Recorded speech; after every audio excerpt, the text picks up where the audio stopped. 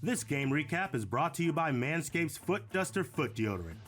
Say goodbye to stinky foot funk with this essential deodorant spray. Head over to manscaped.com and use the promo code SACCITY for 20% off and free worldwide shipping. The Foot Duster Foot Deodorant by Manscaped.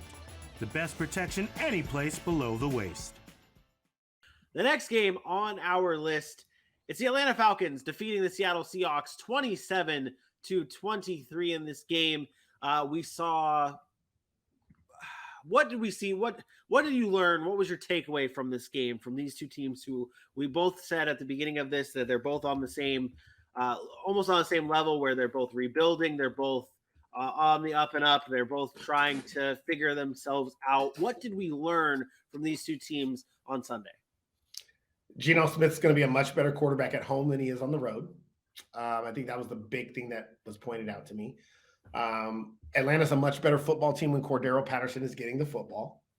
I think that was pretty clear as well. That we could pump the brakes on Kyle Pitts not being good, because Kyle Pitts is really good and he'll be fine. Yep.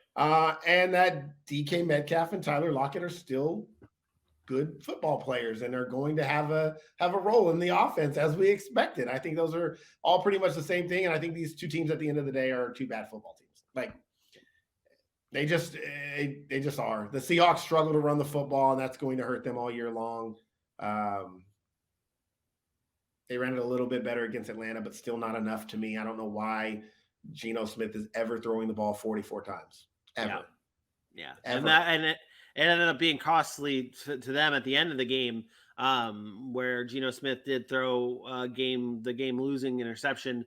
But I think I want to give credit to the consistency and the good production from Drake London of the Atlanta Falcons in this game. 3 receptions, 54 yards, and another touchdown. This is his second straight game with a receiving touchdown, his third straight game with 50-plus receiving yards. Drake London has been good for this Atlanta Falcons team and being exactly what they'd hope he'd be when they drafted him high in this past year's draft.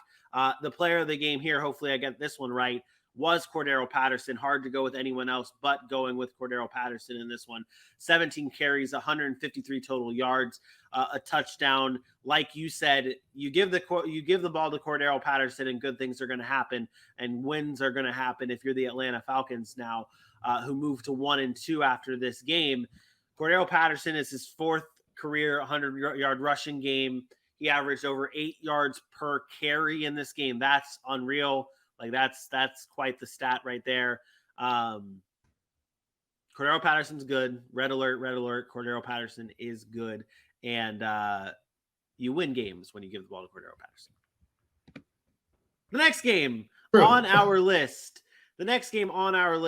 Is, I don't know if I did or not.